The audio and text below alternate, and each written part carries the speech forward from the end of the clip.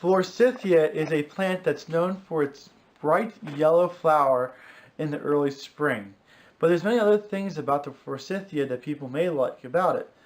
They do have a green leaf to it after they flower, and they are fairly hardy plants.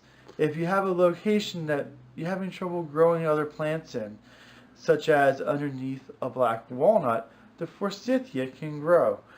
The one thing is that the more light you give the forsythia, the more flowers it'll give you.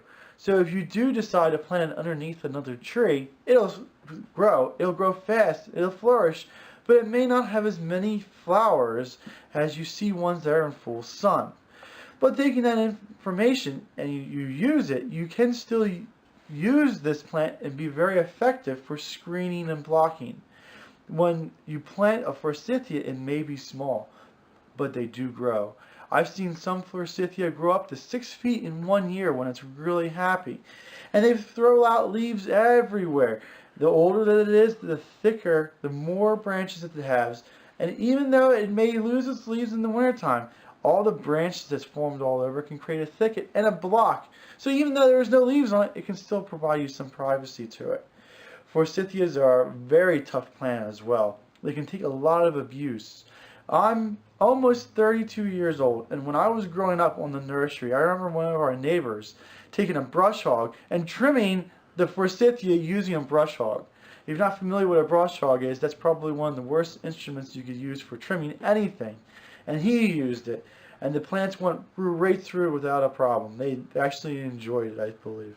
So if you're not very good at growing plants, or in an area where there's a lot of abuse, a lot of kids, or a lot of deer, and you know that the plants are going to get abused, forsythia might be what you want to go after, because it can take that abuse and continue to grow right through it.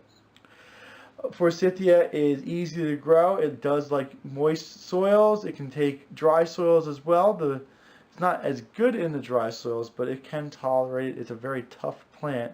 The first year you plant them, you might want to water them a little bit. After they're planted, they usually can take care of themselves in almost about any circumstance. It depends on the variety that you get, but typically speaking, I would say an average forsythia that I see that's not cultivated or anything like that, you count on getting about 10 to 12 foot tall and just a little bit wider than that, maybe 15. If that's a little bit too big for you, you can easily trim them. Just like I said, you can hack away at them, and they don't seem to care too much about it. If you're not really interested in trimming that much, but you still want the yellow color, I do know there's a couple dwarf varieties of forsythia that take very little trimming at all. Maybe you don't never even need to trim them, and they still look very, very nice. Forsythia can be used. It's a wonderful plant. I always enjoy driving around in early spring and looking at all the yellow flowers coming out, and it does bring me much joy seeing it. If you like to plant a forsythia, I would encourage it. Just put it in a spot to allow it to grow. Thank you.